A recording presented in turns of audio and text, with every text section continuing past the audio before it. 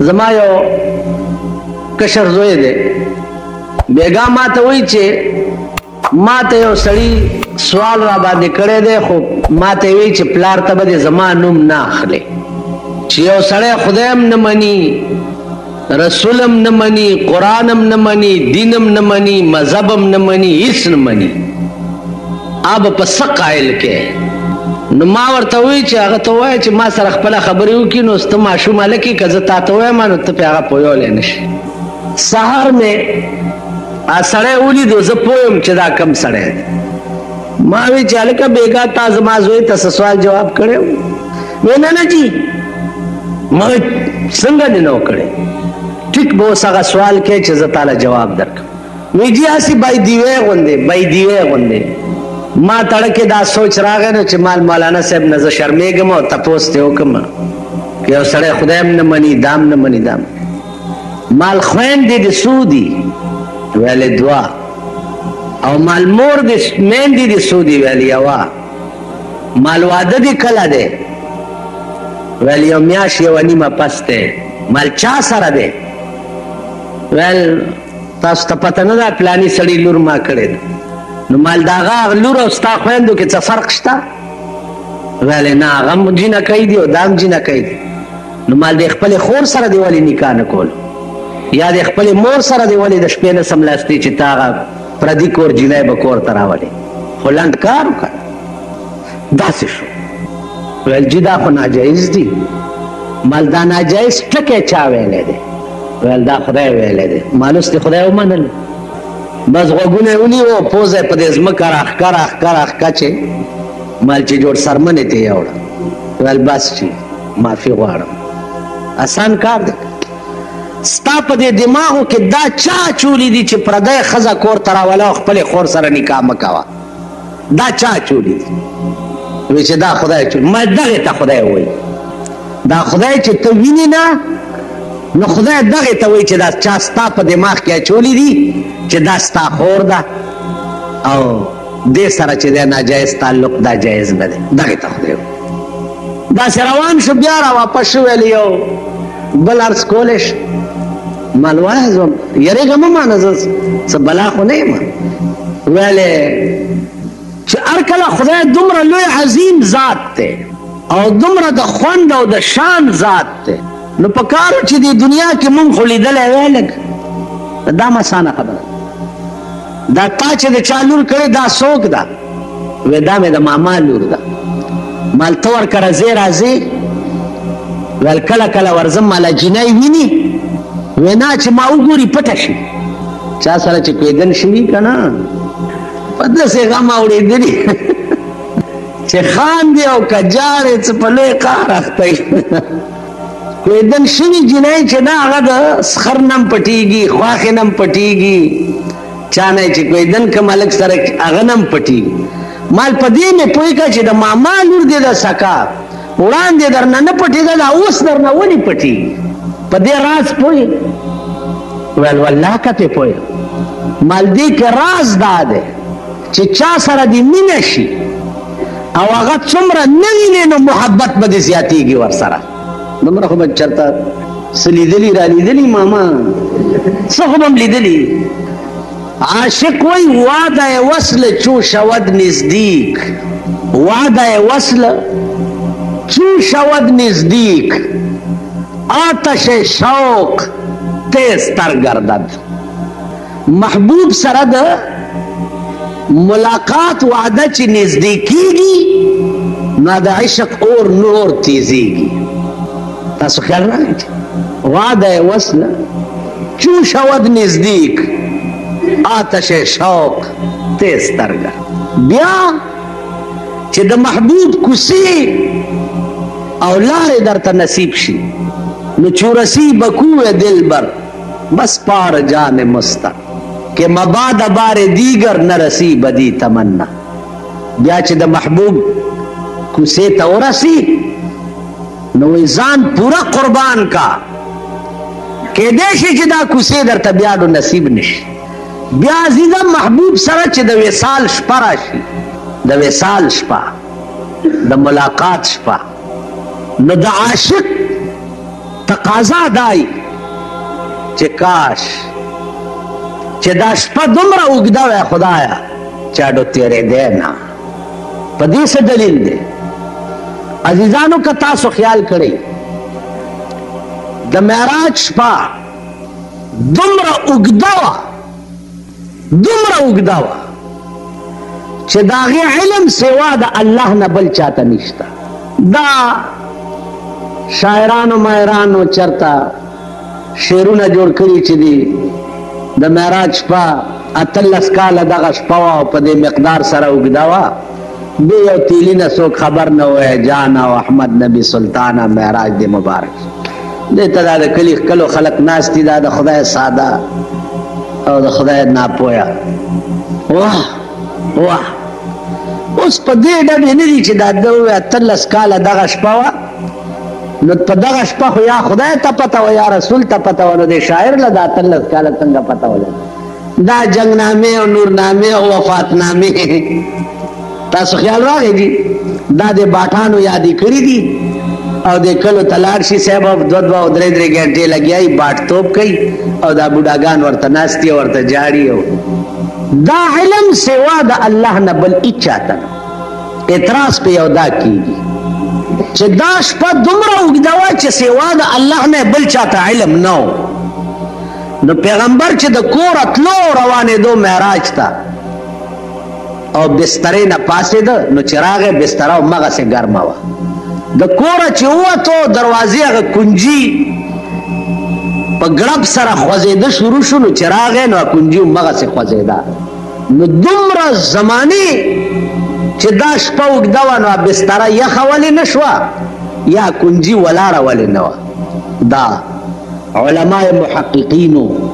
دې مقام باندې دا یو سوال قایم کړی. عزیزانو علماء محققین زویم امام بخاری تا، امام مسلم تا، امام ترمذی تا، امام ابو داود تا، امام ابو حنیفه تا، امام مالک تا، امام شافعی تا، امام حنبل تا،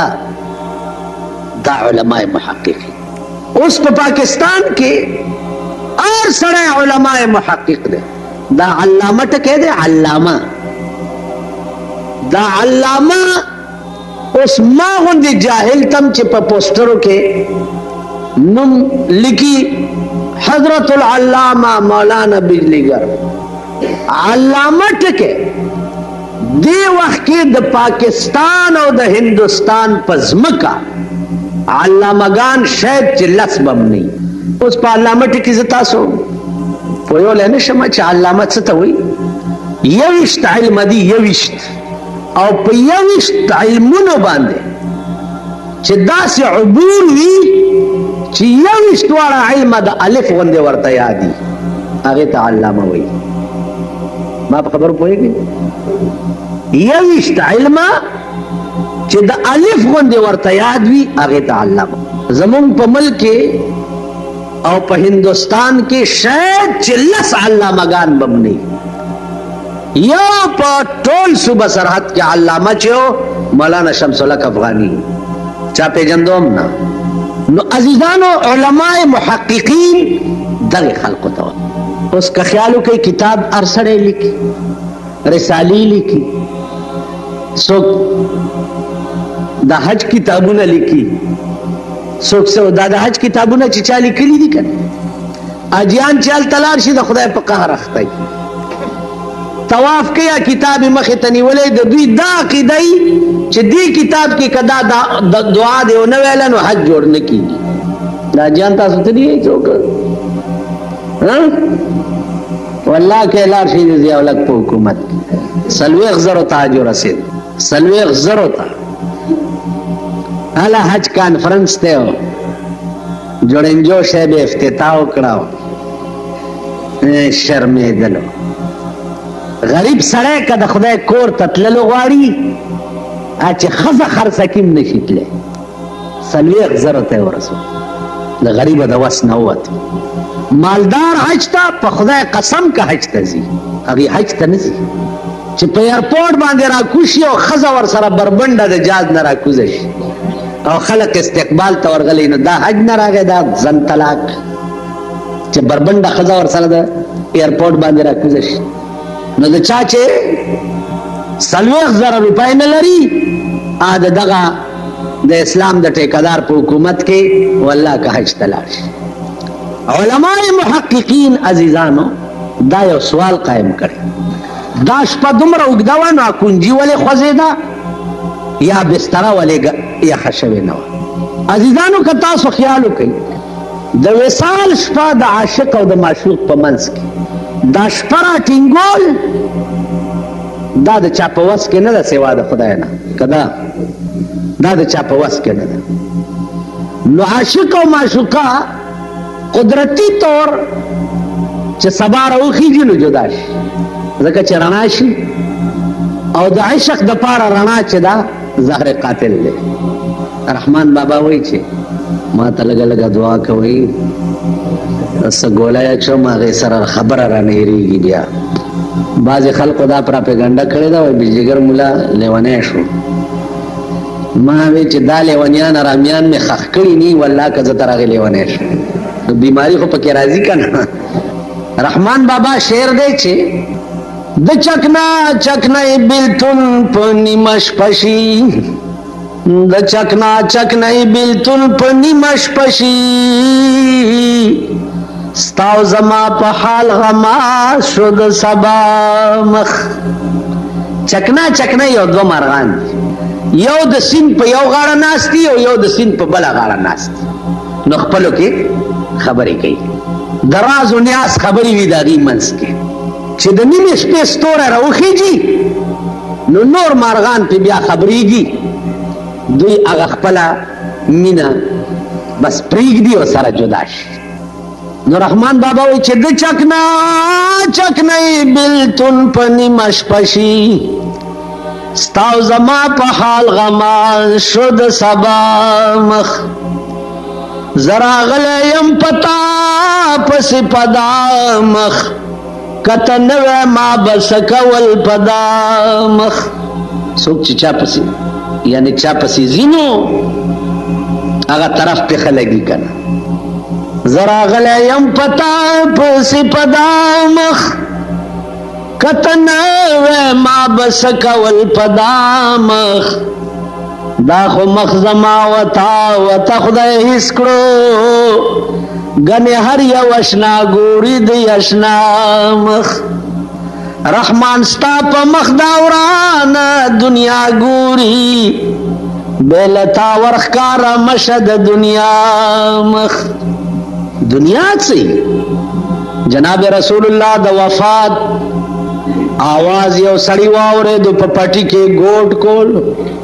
آواز ورشه وشو چې ګوټ پرېږده ته چې په چا مین وی هغه وفات شو. ویل ها وی ته چې په چا مین وی هغه وفات شو. ګوډ یې وغورځولو اسمان ته یې وکته وی اللهم اذهب بصري کی لا ارى بعد محمد احدا. اے الله ما په دواړو سترګو ړوند کا چې زه د رسول الله نه وروسته پې بل څوک ونه ګورم. پټي کې ناستو په دواړو سترګو ړوند شو. ما خو سترګې تا دپاره غوښتې چې تا پې ګورم نو چې په کومو سترګو تا نه وینم نو زه هغه سترګې څه کوم دی. رحمان ستا په مخ دا ورانه دنیا ګوري بې له تا ورښکاره مشه د دنیا مخ. نو په عشق کې وصال د محبوب سره دا شپه په کربونو روپو ارزانه کربونه د دې څه مثال د دې مثال د محبوب په خوا کې یو ساعت تیرول یو ساعت عاشق به د دنیا په مخ په ټولو بادشاهو ورنکي. په مدینه منوره کې عمر فاروق رضی الله تعالی عنه ابو بکر صدیق ته وایي چې یو خبره کوم درخواست کو منت کو زاری کو. وی وایا وی د مکې نه چې راتلی تا او رسول الله صلی الله علیه وسلم او په غار ثور کې تا د پیغمبر سره شپه کړې ده. ای ابو بکر दागा टोल शपे यौ साथ माल राका और जमा दो टोल जिंदगी आदल और इंसाफ और गजागान दा टोल तवा दा टोल शपे यौ साथ यानी यौ घंटा दा माल राका चिता दा पैगंबर पे ख्वा के तेरा अबू बकर सिद्दीक वर्ता हुआ उमर जमा द खुदा पे जात कसमी चे द पैगंबर आगा सर चे जमा पे पतुन पे गारे सौर के प्रोतो चे द खुदा टोला खुदाई रा के पे चे द पैगंबर दागा सर यो सेकंड ताला दरनत ऐसा टोको खबरी दाखो आगा चाना तपोस कवा चे चाहता दा दर्द नसीब शे चा दा दर्द कतले बाला नेरूम वही चे मजनून तचावी चाले कदा सब गजा बख्ता है आवर्ती मन की लैला व लैला कीस्ते मन की लैला व लैला कीस्ते मन माया की रूही मा अंदर दो बदन मन की लैला व लैला कीस्ते मन माया की रूही मा अंदर दो बदन वले वनिया तच खबर जज्जत शे मा लैला शे जो लैला ची माया की रूही मा अंदर दो बदन जमाओ दलैला रूह यौ दे सूशु का बदनु नम द्वखकार दा जमा अकल न मनी चे बदनु न द्वदी रूह नम द्वदी आगा वर्ता है दाना दा अकली के वो दिल रोशनीस्त दाना दा अकली के वो दिल रोशनीस्त दरमियाने मन व लैला फर्क नेस्त उस पदे राज को अर्ज न पुएगी का पदे राज को अर्ज सड़े न पुएगी का दाला दा अकली के वो दिल रोशनी दरमियाने मन व लैला फर्क नेस्त पदे आगा जरूर न पुएगी चा द ज़ड़स्तर लरी चा च द ज़ड़स्तर लरले ना पदी पुएगी च पदो पलैला के फर्क नहीं दशपे नास्ते लग याद है लैला लैला लैला लैला प्लार काबे तबोत लो वेदा बैतुल्लाह दे कि तवाफ गज दे बलान अखलाश सब गजा बख्त है न काबे न तवाफ कई लग याद हजर अस्वद तगाड़ी उजी आवाज कही कि इलाही तुब तो मिन कुल्लिल मासी ए अल्लाह द टोलू गुनाहुन न में दे तौबवी इलाही तुब तो मिन कुल्लिल मासी वलाकिन इश्क लैला ला तूबो खुदा द टोलू गुनाहुन न में दे तौबवी खुद लैला द इश्क नस्ता फजात में दे कसम दर्द दे उस जालिम दर्द पलार रवान दे साहब और शेख मुंस कही लगे बोला सुनत अगस्ती दियो लुपटाए पसर करे दा बोला बुजुर्ग साहब मुंस वो सलाम यो गर्जल और ते उड़ी दे जमुंस को मो जमा मख के तेर मजनूर आ गए दलास ने उड़ी वेल शेख साहब खबर और जमा मजाजी इश्क दे दलाला सर पागे के तबायम तो खुदा में दे कसमी कमा तली दले पगबर गुस्तर गुड़ुन शे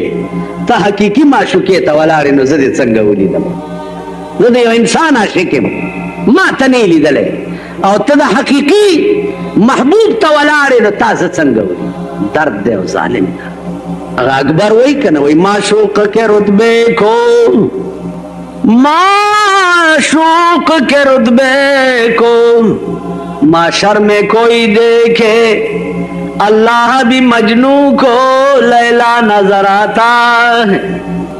क़यामत के बददे शक आलम गोरे چې دا الله انوار او تجلیات شغلې وای نو مجنون به وای چې دام لیلا ده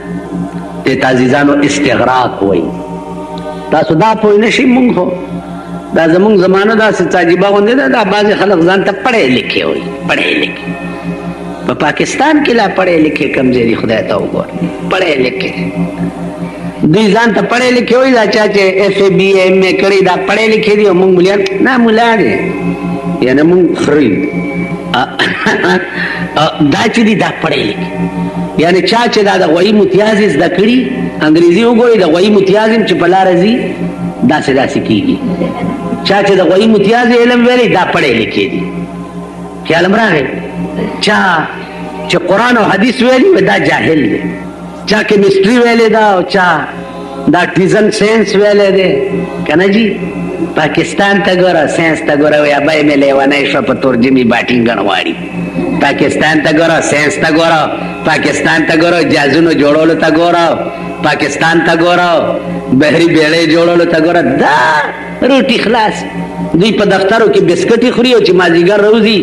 امبرسرای میخې ساتلي دي هغه صدر روډ ته راوباسي هغه لوبئ او د شپې د شراب وسکي اوده پراته دوی به جهازونه جوړوي دوی به اټمي ذرات پیدا کوي او دوی به اټم بمونه هایډروجن بمونه جوړوي دا بې غیرت دا د اکبر باچا لټان دا د اکبر باچا لټان دي دا حکمران طبقه چې دا لټان د اکبر باچا زمانه کې درې لټان داسې پراته نو دا یو په دې سینه بیره پراته وه چې بیره پراته وه نو پاس یو سور سړی روان ویل کاکا خبره واوره راکوش وې چې دا بیماران دي جوړې او دوی اوس داسې پراته دي چې داسې پراته دي نو ویل ولې ویل دا بیره مې په سینه پراته ده لکه د خوله کې راواچو هغه دا خیال کړی چې دا جوړې فالج به والی یا ویل ولې کاکا بیماري ویل نه ټیک ټاک یم ویل نو دې ځای نه بیره خولې ته کولی نه شي او زه دې د اسنه ورپسې راکوز کړم چې پاک شو په دې مخې ووالو دویم چې ورسره پروت ویل سم یې ووه سم یې ووه ویل ولې ویل پرون مې غول کړي نو رالی کونه نه پاکوله دې حرامي سم یې ووه پرېښو دا دویم یې یو دوه پټاخې لګاو کړو چې دا دویم یې لګاو کړو دریم ورته ویل چې وای دا دواړه حرامیان ویل په تا څه چل دی ویل زم پروتم پرون مې سپي خوله کې متیازې کولې دوی ورته کوړې نه وي وایي په ایماندار هغه دي که نه ساینس ته ګوره دوی ته ګوره جهاز جوړولو ته ګوره دوی ته ګوره توپې جوړولو ته ګوره دوی ته ګوره 40 کاله وشو چې په 40 کاله کې یو حکومت د ملک د ترقۍ هېڅ کوشش نه دی کړی سوا د ښځو د ترقۍ ښځو له داسې ترقي او ازادي ورکړې ده چې راشه کوي ترقي ورشه هندوستان کې وګورئ شرمېدلو بېغیرته ورشئ ترقي د چین وګورئ تا نه وروستو ازاد شوي ملکونه دي ترقي د هغې وګوره د هغه هندو نه دی چې تاسو به سل پاپړ د یو ډول سل پاپړ د یو ډول نن بیا په مخه کړي د دې دا خبرونه اورئ موږ دې لاس ور وړاندې کړو او راجیو ګاندي سره او زموږ خارجه سیکرټري ورسره ملاو شو او زمونږ صاحبزاده ایوب چې دی دومره خو یې دغه نه ده هغه ورسره میلاو شو او ورغی لن هغه لنګمار بیا په مخه کړي یې که نه یې په مخه کړي څه ټیزونه در باندې لګېدلي دي تاسو بچو سل پاپړ د یو لوړ شل پاپړ د یو لوړ تاسو دا د صوبه زرت پښتانه به د خپلې دارې وګورئ که یو بم را وغورځېد دا ټیزونه به وګورئ په سن 65 کې ملک ټیزونه اچولي تاسو ته ګوره ملک ترقۍ ته ګوره ملک ته هېڅ ترقي نه دا حکمران طبقه د دې اهل نه ده چې ملک تاسو په ایمان ووایئ په ایمان په جومات کې ناست دی چې زمونږ قومي اسمبلي وګورئ چې دا کم کسان پکې ناست دي دوی به د ملک د ترقۍ څه اسباب جوړوي زمونږ دا صوبایي اسمبلي دلته وګورئ دا چې راجمع شي دوی له خبرې ورځي دا دلته کیبینټ میټینګ کیبینټ ماله خندا راشي کیبینټ میټینګ وشو دا فیصله پکې وشو کیبینټ ته راشه دا زمونږ کیبینټ وګوره دا زمونږ اسمبلی وګوره دا زمونږ ممبران وګوره دوی چې راوځي اوس یو شوشی خوشې کړې ده د شریعت بل شوشی خوشې کړې چا شریعت بل پیش کړی تاسو ته دا وایم زما دا خبرې د دنیا ګوټ ته ورسوئ چې دې شریعت بل والاو نه تپوس وکړئ چې تاسو شریعت بل چاته پیش کړی دی که ضیاءالحق ته هم پیش کړی نو هغه اسلام دی ټول هغه ټول اسلام دی ټیک شو هغه پرون نو ویلي چې تاسو که اسلام منئ نو زه 5 کالو له صدر شم ویلي که نه ویلي نو دی ټول اسلام دی د سر نه تر خپو پورې د قومي اسمبلی ته هم که پیش کړی قومي اسمبلی ممبرانو ټولو د اسلام په نوم خلکو له ووټ اخیستی که نه دی اخیستی ټیک ده اسمبلی هم اسلام دی صدر هم اسلام دی نو تاسو دا شریعت بل پیش کړی چاته دی په دې مې پوه کړئ دا د جوماتونو ته دا روټ اخلاص مولیان چې درشي که نه چې شریعت بل هم پیش کړی پرې راپاسئ د مرۍ نه یې ونیسئ چې دا شریعت بل دې چاته پیش کړی بل دا چې په کم کور کې د ښځې او د میړه جوړ را نه شي نو د هغه کور نه ښځه یا مټیزېږي یا د میړه نه طلاق علي که نه علي یا خو ته مټیزه شي وتښته یا ته طلاق په اسمبلی کې ورسره ناست دی د مینې اسټل پس خوردې خوري تالي سټي او قوم توککې چې ما ورته شریعت بل پیش کړی خو استعفې ورکوي اسمبلی ورته پرېږدئ سینیټري ورته پرېږدئ چې راوځئ استعفا ورکوي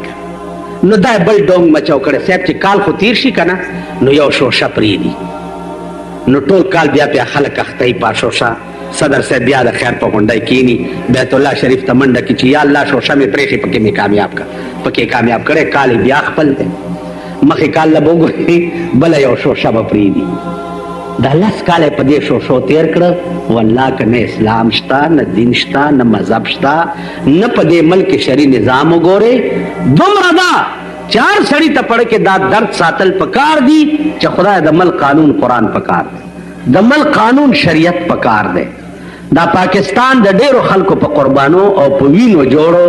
او د دې نه اهلو د لاسه تباه کېږي لګیا دی خدای دوی تباه کړي او د ملک لاج وساتي دا زمونږ ملک دی دا زمونږ وطن دی خدای دې نه کړي هغه سات که دې ملک ته یا روس راغی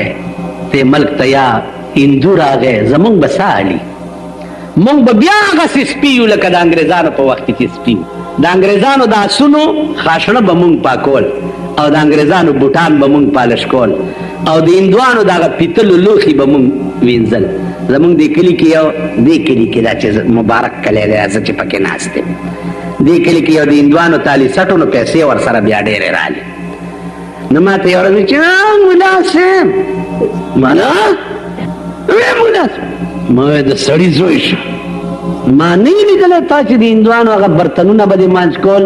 او د هندوانو په ګودامونو کې به دې بورۍ اوچتولې اوس د پاکستان د برکته ته هم خوله کنککي او خبرې کوې دا خسکي مالدار چې دي د دوی دا خبرې واورې لګي دا اوس چې ولا د هیروین د برکته پیسې هیروین سمګلینګ څوک کوي حکومت یې کوي د چا په جازونو کې هیروین دي وایي بټۍ د چا په حکومت کې جوړې دي د چا ستا په ایجنسو کې بټۍ نه دي هغه ایجنسۍ ستا نه دي ستا پولیټیکلان او ستا پیګان او تحصیلداران پې مقرر نه دي ستا ملکان نه دي ستا مراعات نه خوري لګیا بټۍ چرته دي جوړېږي چرته سمګل کېږي په خرونو نه ځي او نه پیدا ځي ستا په جازونو کې ځي بیا دا ثابته نه شوه چې کوئ یې هم تاسو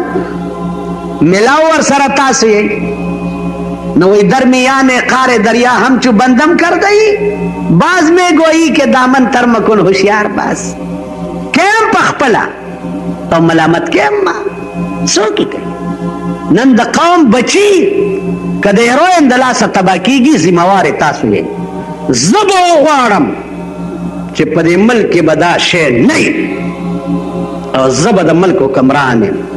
قسم پا خدای دے چی اور در باندے بالکم اور او په ژوندون کابل کې ولې امنو یو نن به یې روټۍ کمه پخ کړې وه کمه چې صدر داود پې ورغی چې روټۍ وتلله کمه وه ویل دا ولې ویل جی ویل بزنس سر خپو نه یې ونیوه او تنور ته یې ور واچو او سر یې پې کېښودل چې د روټۍ نه مخکې تا کباب که چې ستا عمر چې بیا رانه کمه روټۍ ته به روټۍ کمه ولې کوې ولې یو په تنور کې اچوم ته وګوره چې بیا روټۍ کمه یو پی والا رانیسم چې دا دې کې اوبه ولې دي تا ولې اچولې او همغه کړهي لاندې دی سر دننه کم چې کم کړهي دی اور دې ته لاندې کړي سر دې ته دننه ګجر دی 8 روپۍ پای شو نو اوس دې پکې اوبه اوس دې اوبه پکې راشه ټولې میخې سرکاري فارم ته ولېږم او ګجر راونیسم او سر لاندې او خپې پاسې ځوړند کړم. ته وګوره که څه چل دی په غوښې سپېټر مقرر دی. د سپېټر کور ته صاحبه نری غوښه دړی لاړه شي، مرداره میخې قصابخانه کې د سپېټر صاحب جیب ته پیسې لاړې شي. د کمیټۍ دغه مقرر دی دړوغه د کمیټۍ اولې مشر تارپیټو وګوره، میر صاحب میر هغه یې وګوره، ممبران یې وګوره، عمله یې وګوره. زه به ووایم چې دا کار نه غواړم. ما نه به په ملک کې څوک وکړي. قبایل دي آزاد مزاد پکې نشته. قسم په خدای دی چې بلډوزر یې در باندې وګرځوم چې مې غلط کار در کې ولید. ته وګوره چې دا خلک ټکي کوي. خو ته په ایمان یې چې یو اجرا بل اجرا ته غږ کولی شي، یو اجرا بل اجرا ته څه ویلی شي؟ خبره خلاصه. یو غل بل غل ته څه ویلی شي؟ زمونږ یو استاد هغه به وایي چې په لاره د شپې روان یې څوک در باندې آواز وکړي چې هلکه څوک یې نو ویل داسې مه وایه چې یا ملا یم یا طالب یم یا سوداګر یم یا داسې مه وایه، وایي داسې وایه چې څنګه یې دغسې یو. نو ما ورته ویل چې د دې فایده څه ده؟ وی د دې فایده دا ده چې که دا ناست سړي غله وي نو پوی به شي چې دام غل دی نو څه به درته نه وایي. ټیک شو. که دا ناست سړي سم وي او ته ورته وایي چې څنګه یی دغسې یو نو ای به وایي چې دام سم سړی دی. نو په دواړو صورتونو کې به بچ شي. تاسو خیال راغلی؟ نو چې څنګه دی دغسې یو،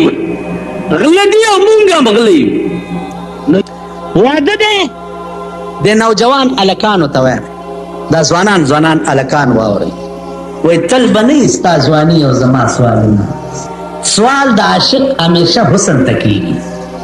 خو چې د معشوقې حسن ختم شي د عاشق سوالونه هم ختم شي. دا ځواني به دې لاړه شي داسې به خوله به دې شړشړتی وي، لاسونه به دې کار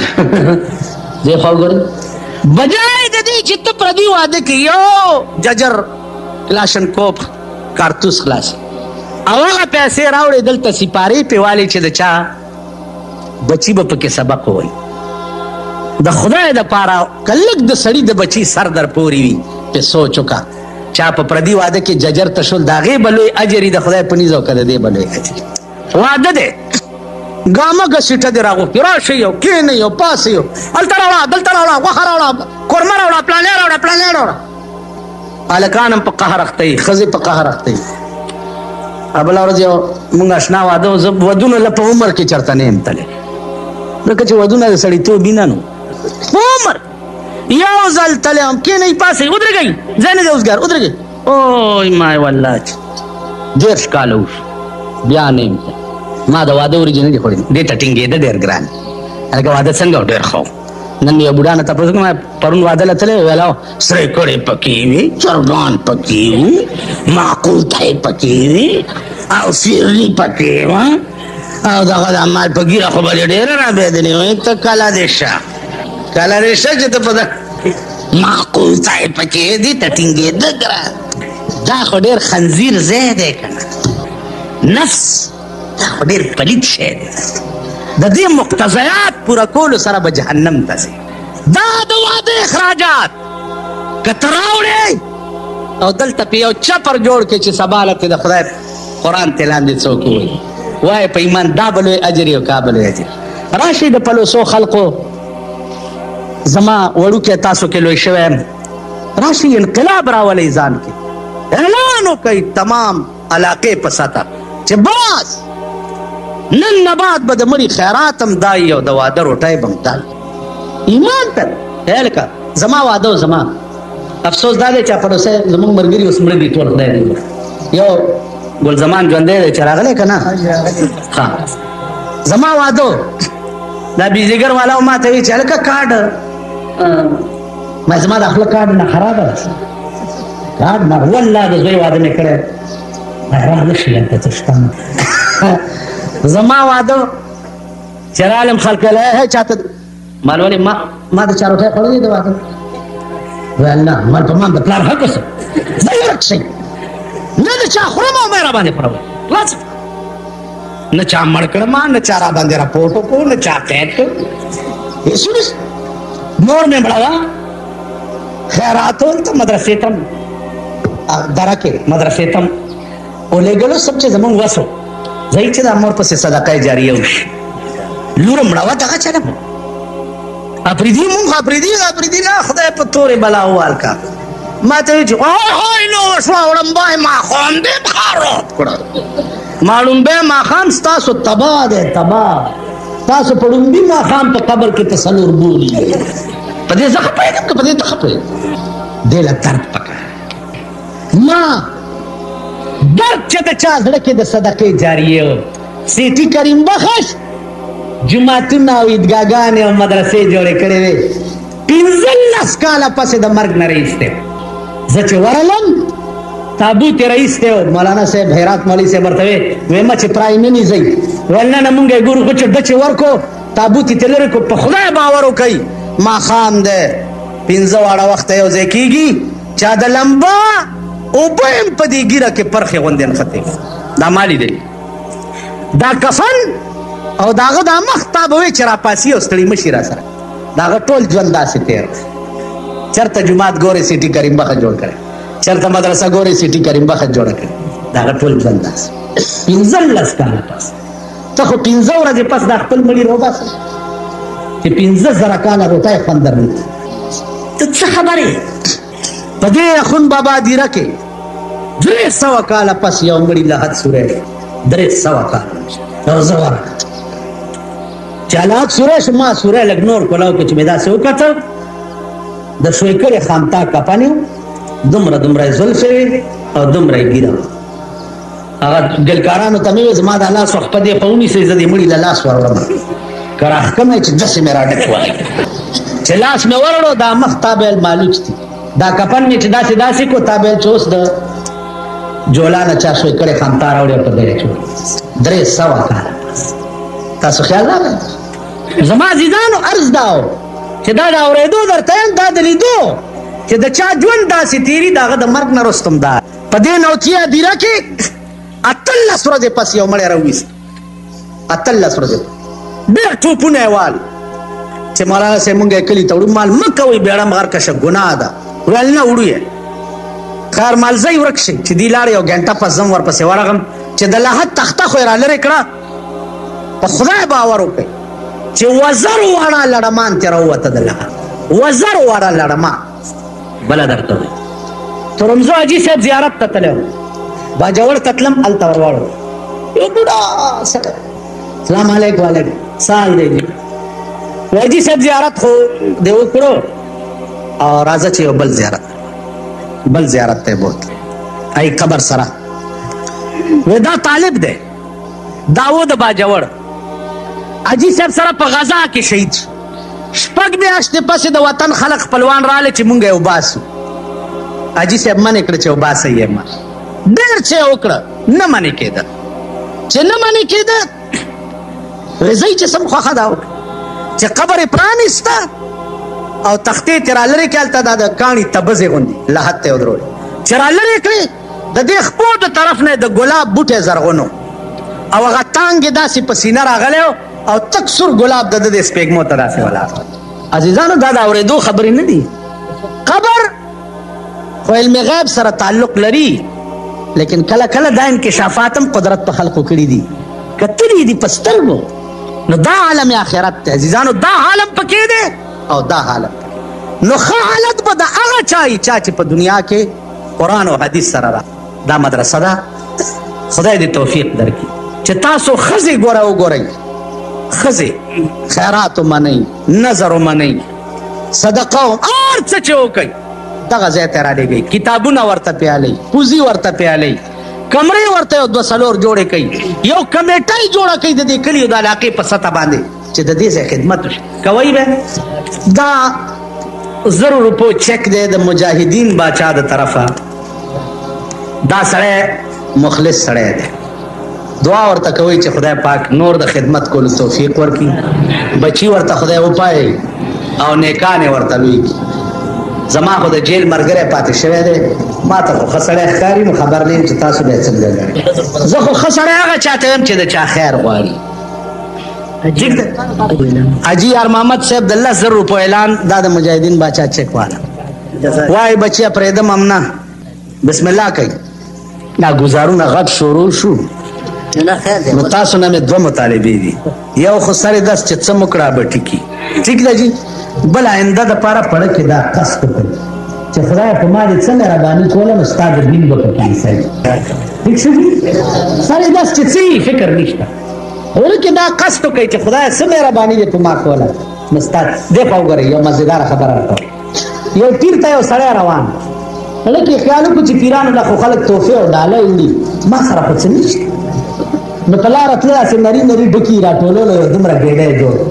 چا پیر ته ورسېدو وې دا دې سره وړه وې صاحب والله که نور څه مې وس کړي خو دا لرګي مې راوړي چېرته لنګر دال به پې پاخه شي ویل ښه ویلم ویل هله دا لرګي په بکس کې کېدی یو خوله پې کې کونجي ماله راکړه وې صاحب دا ولې وې زه چې کله مړ شم زما د مرګ اوبه په دې لرګو ګرمې کوي د اخلاص لرګي دي والله ما به پې خدای وبخي ډکې هسې په لار راځي او لرګی دي بیا مو طالبان به پې چای پخېږي والله که د دې اجر بیا پوره کړی واخر دعوانا